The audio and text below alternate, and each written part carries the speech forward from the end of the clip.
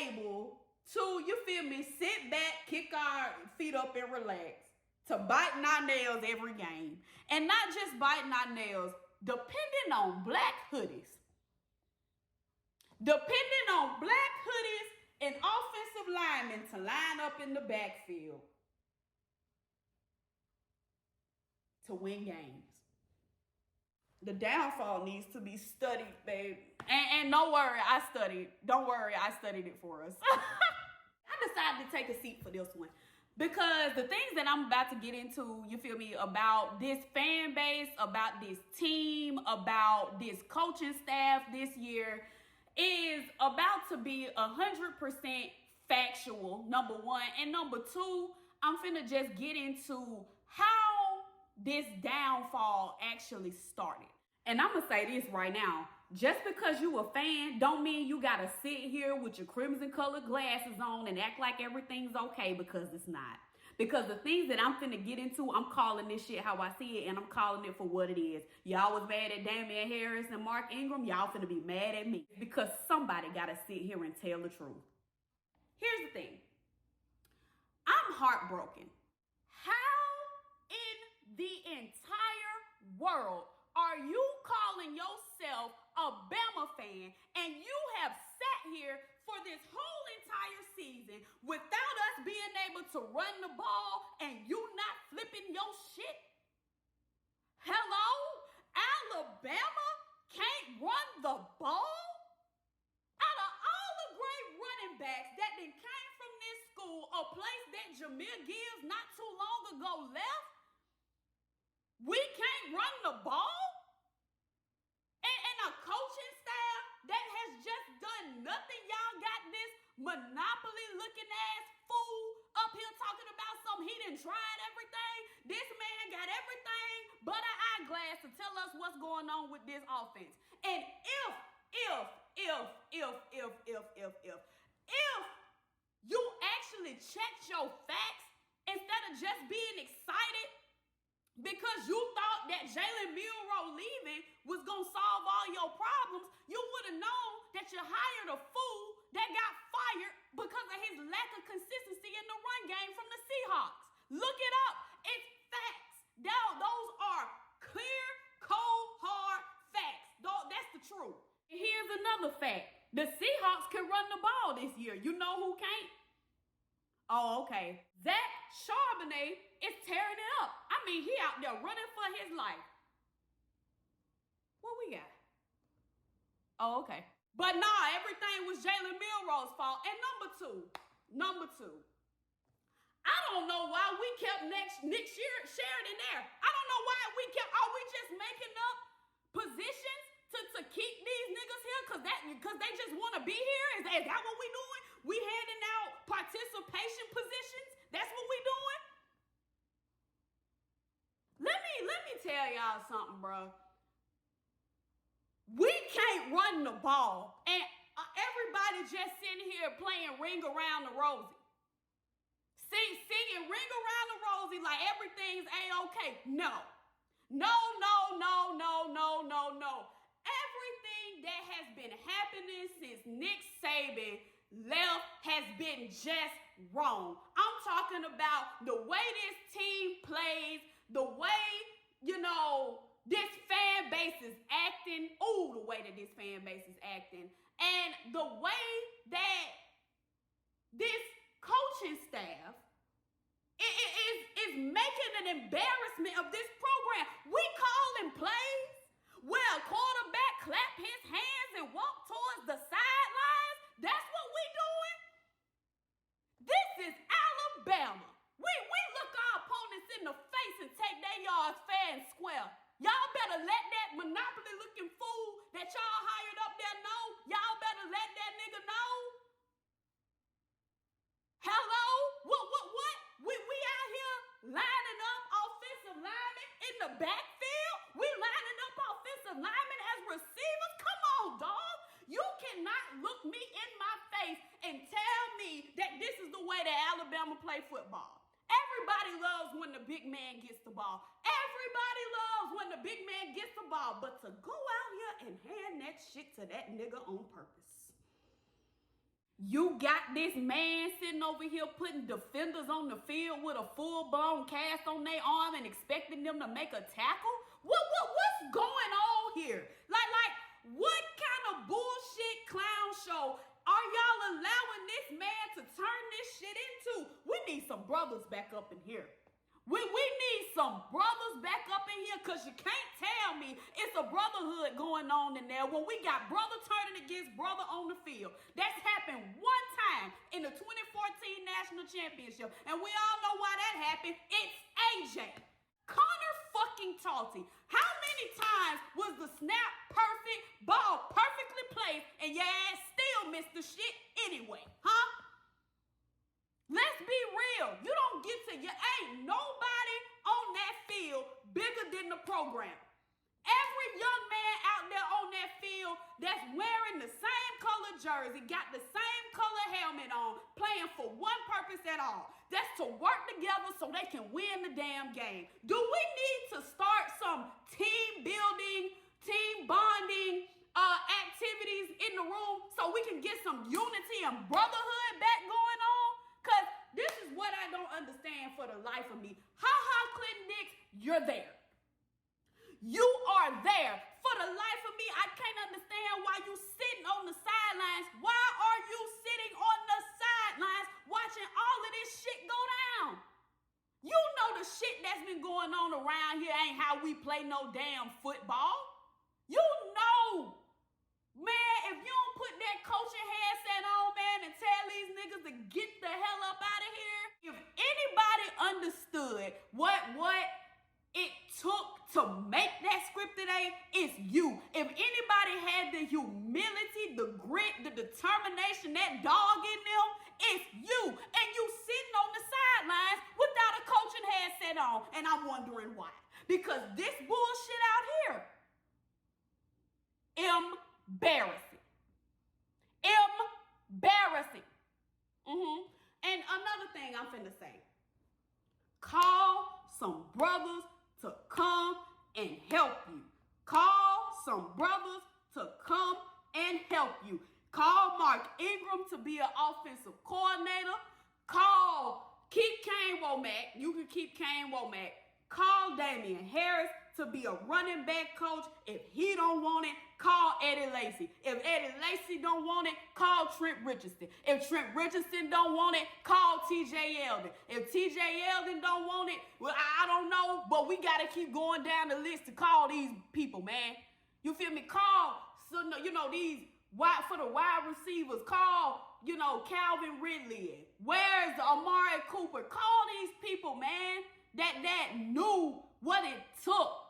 You feel me? Just because Nick Saban gone don't mean we got to sit here and watch this shit and act like we done lost our minds, man. We don't got to do that. We got a defender. You got this man that put a defender out on the field with a full-blown cast on his hand and expected him to make a tackle. I can't do this. What are we doing? Y'all don't care about these players. Y'all don't care about the development of this program. Y'all care about winning. In any way, shape, and form, you have literally been doing anything, pulling whatever plays that you got out your ass to win. I don't care about winning more than I care about the development of these players, care about these players, care about how Nick Saban left this thing, and not just how he left it, how we are presenting ourselves on the field. We got a quarterback. The leader of this team is arguing with other opponents on the field. We got a quarterback that's leaving with hedges in his mouth. You don't do that shit, man. The leader of this team should not be putting hedges from Athens in between his teeth. The leader of this team should not be arguing with opponents on the field. This is not what the leader of this team should be doing, and I don't care what nobody says. That's why your ass got put in the fucking dirt. That's what Georgia looked at you and said, hey, man, you feel me? Since you got our hedges in between your teeth and You feel me? Like you like the taste of grass so much, why don't we put you in it? You don't do that shit. We got the leader of this team doing shit like that. This has been a bunch of bullshit. This whole entire year has been a bunch of bullshit. Y'all are out here just celebrating in La La Land and we can't run the goddamn ball. I'ma tell y'all where this started to happen. I'm finna tell you, me, yes, a female, why you can't run the ball. And this first started peeking at you in the 2021 National Championship. You want to know why Bryce Young got sacked so many times? He missed so many reads. He couldn't go through his progressions like he wanted to. He threw so many picks. You want to know why that happened? Because Georgia's defensive line owned the line of scrimmage because our offensive line was too big and too slow. Brian Robinson Jr. was held to 68 yards in that national championship against Georgia with Bryce Young. That I specifically and vividly remember the sports announcer saying, man, Bama fans they've been looking all night for a run like that. We couldn't run the ball then. Let me tell y'all something. Since y'all made this prideful decision to get these bigger than NFL 350, 360-pound offensive linemen, everything has been going downhill for y'all. Defenses in 2020, when you first decided to do it, they were not used to these bigger size offensive linemen. But what has happened over the years is that these defenses have adjusted to these big ass offensive linemen. What these defenses over the years have learned to do is to push these offensive linemen to collapse the pocket for your quarterback. When they get to the blocking, it's easy for them to just do a little spin move and get back to your quarterback because it's too big and too slow. You have made the last 3 quarterbacks that you had look a fool because of it. Your running backs' yards by the year has regressed because of it. We went from 1466 to 1343 to 926 to 890 to 726, and now our leading rusher this year doesn't even have, he just made it over 500 yards. We don't even have 600 yards. Brian Robinson Jr. had 1343. He ended his season with us with 1343. Let's get down to 2022 where Bryce Young, he got to go to a bowl game. The only reason why Jahmyr Gibbs got over 1,000 yards and he got 444 in receiving is because we had to find other ways to get him the ball, just like Bryce Young had to find other ways to get Brian Robinson Jr. the ball because the run game wasn't working. You follow it? And then in 2023, as if we couldn't get any more stupid, we said, let's make them even bigger. And this was the same offensive line that got they shit ran through at Texas and South Florida. South Florida. Come on now. Whose ever idea it was for us to actually get these big ass NFL size offensive linemen because we're Big Bama and we want to make statements. And this was a prideful decision. This was a prideful decision so they can sit there and look pretty and look good because the defense is then adjusted now, sweetie. And now Big Bama can't make no blocks if I hand them a Lego and all y'all want to sit over here and y'all want to honor Caden Proctor. Why we can't run the ball behind Caden Proctor? He's too damn big, and you know it. You know it. That's why you got his ass on a weight loss program. Evan Neal had to lose some weight before he went to the NFL. Tyler Booker had to lose some weight. And it's crazy because when Tyler Booker got here, he was 332. Y'all made him get up to 352. And then that wasn't working. And now you currently have Caden Proctor on the weight loss program. So don't tell me it ain't the weight when it is. Why are we not having a stay ready so we don't have to get ready mindset for these offensive linemen. Stop glorifying this big ass offensive lineman shit. Stop doing that. Ever since y'all decided to get these bigger than NFL offensive linemen, y'all are saying something. You're saying borderline, we better than the NFL. We bigger and better than the NFL. Well, no, sweetie, because even the NFL ain't that stupid. Sorry. I just had to say it like that because it's a stupid decision. It's been costing us. This is a college team. This is a college team. We don't need bigger than NFL offensive linemen. Tyler Booker playing in the NFL at 325. Landon Dickerson playing in the NFL at 325. Why are we trying to get bigger than 325? What are we doing? What are we doing? What are we doing? Huh? You want to run the ball? Here's your simple fix. Make these offensive linemen get on the weight plan. Everybody just need to eat some grilled chicken salads and bananas for crying out loud. And then the next thing you need to do is make them run some 40-yard dashes. If they can't beat a 5.2 or a 5.3, they don't need to be on the field. No exceptions. And on top of that, the only other thing we need to do is humble ourselves. This is not the NFL. This is Alabama, a college team.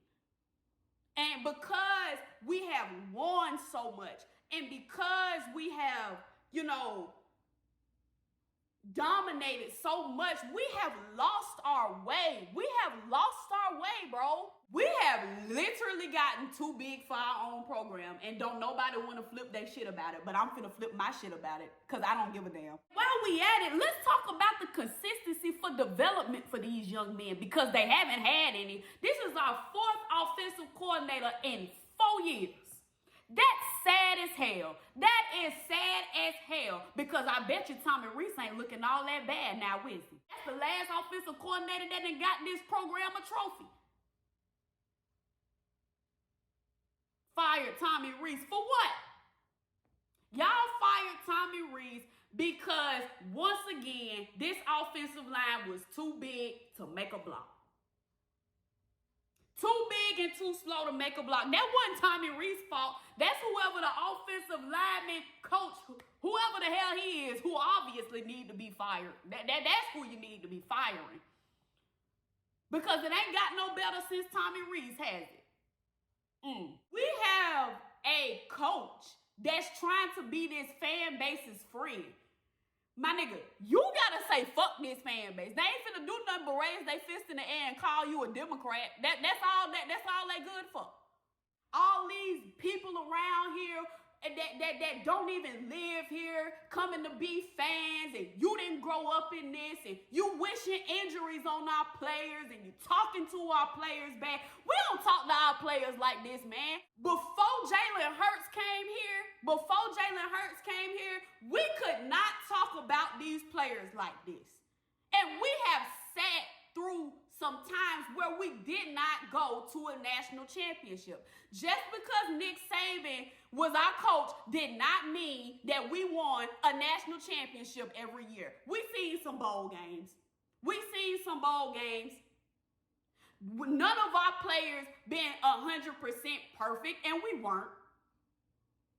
Nobody talked this bad about these players. Blake Sims threw 10 interceptions, had 6 fumbles. We rolled with that man. We rolled with him throughout it all. Won us an SEC championship, and we still respected him. A.J. McCarron threw 3 picks against Texas A&M. Nobody made him shit in his hands and clap at the end of the game. He the whole entire reason as to why we even know who Johnny Manziel is. Like, seriously, your pride getting in the way of how you treat these players is costing you. It's costing you, and let me tell you why. Because I'm finna walk you down memory lane for a second. Because don't nobody want to tell this story, but I'm going to tell it. I'm going to tell it today. Here's the thing. Jalen Hurts came here. He started as a true freshman. He led us all the way to the national championship. Lost by 4 points. Y'all blame that game on him. Even though Bo Scarborough, our starting running back, he got hurt in that game. Y'all blamed him for that. Then the next year come, he lose to Auburn, and he get benched in the national championship game over a half of football. And can I tell you this? Tua ain't do nothing but play a half of football for y'all, and he ain't did shit else. That's the reality of it. And you can't come over here and tell me that you cared about the games that he won in between them, because you didn't care about it with Jalen Hurts. You had to depend on Jalen Hurts to save you after you already wrote him off in the SEC championship. Then you made Jalen Hurts sit on the bench while you got your backs blown out against Clemson 44-16. Then the next year after that, we don't even make the playoffs. But guess who we was all at home sitting on our asses watching? Now, fast forward, you feel me? Jalen Hurts on his way to the playoffs for his third consecutive year as a starting QB, and Tua on the bench. And Jalen Hurts just happens to be the only quarterback in the last 50 years to play for this franchise and win a Super Bowl. And you can't say that you was there for him. You can't say that you believed in him. You can't say that you rocked with him as a player the whole time, because you didn't. That boy won a Super Bowl for Alabama and Oklahoma. And, it's sad to say, that he even has to have that split. Because at the time when you got rid of him, you needed him. You needed him. And here's the thing about that. That I thought that after we saw that Jalen Hurts won the Super Bowl, that we would start being a little bit more nicer and kinder to the young men that come here and play. But we didn't. Because at a time where this team needed us the most to cheer for them and bag them up, when Nick Saban left, we didn't do nothing but drive the nail even further. We didn't do nothing but drive the nail even further. And I think it really comes from a lot of people that don't live here. Because if you really got love for these young men, and you really got love for the brotherhood, you really got love for this team, you understand that this scripted A wasn't just built off of wins. This was built off of humility, determination, but most of all, love and unity. That's what it was built off of. Nick Saban had love for these young men. He wasn't finna put nobody on no field in no motherfucking cast, man. He wasn't gonna do that shit. Nick Saban cared about not just teaching these men how to be better on the field, but be better in life. He taught these men how to take accountability, and that's what's missing. Nobody want to take accountability, including this fan base, because y'all need to take some accountability for the venom that y'all spread on y'all own players. Stop spewing hate on these young men and expecting them to play well. You either finna ride with these niggas or you not. You either finna bag them up or you're not. All this stuff that y'all been saying about Ryan Williams this year, I don't like it. Yeah, he might have dropped a few passes, so what? But y'all going over here calling him gay and he painted his nails or whatever. There's a quarterback in the NFL right now with his nails painted that's doing great. Nobody gives a fuck whether if he painted his nails or not, because he's making the throws and doing what he got to do. Now, Ryan Williams was catching the balls and everything that he was supposed to do. You wouldn't give a fuck about his nails. So why you give a fuck about him now? Shut up.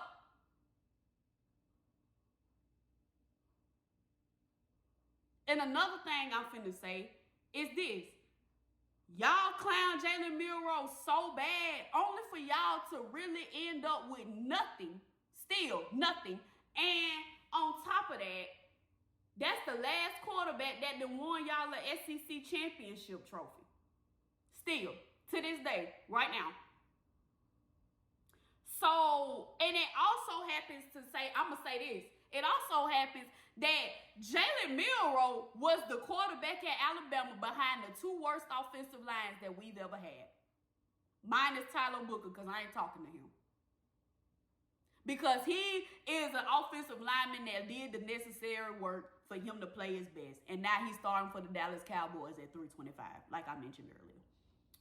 But When Jalen Milroe get around some players that want to win as much as he want to win, and not stop all that false start shit, stop all them holding penalties and shit, watch out. Because that's the truth of the matter. That's the truth of the matter. And Nick Saban been trying to tell y'all this whole entire time that a quarterback is only as good as the players that he got around him. So there's that. And number 3, I'm finna say this. I don't like the way how this fan base treated Saban on his way out. Because who are you to go and tell Nick Saban who he put on the field and who he can't put on the field? If we would have lost to South Florida, guess whose fault that would have been? Yours. Because all that bitching, moaning, and complaining. You don't tell Nick Saban who to put on the field and who not to put on the field. That's Nick Saban. We used to be a family that actually respected these young men. Once we got into us disrespecting these young men, I don't want it. I don't want it no more. Because before Jalen Hurts, no, for real, this is the first time, Jalen Hurts was the first time that we actually had some division here. We used to be a family. We roll behind these niggas no matter what. We have seen bad kickers before. This is not the first bad kicker that we've had. But to see our own fan base boo our own kickers and Bryant Denny, that did something to me. That really did. That did something to me. At that point in given time, I literally just said the respect and everything that Nick Saban built here is gone. And how dare y'all get online and start talking to Damian Harris, Mark Ingram, and Reggie Ragland? This is how I know we done lost the plot and we have definitely bumped our heads. Because why are y'all online talking to these niggas like this? Like they didn't play.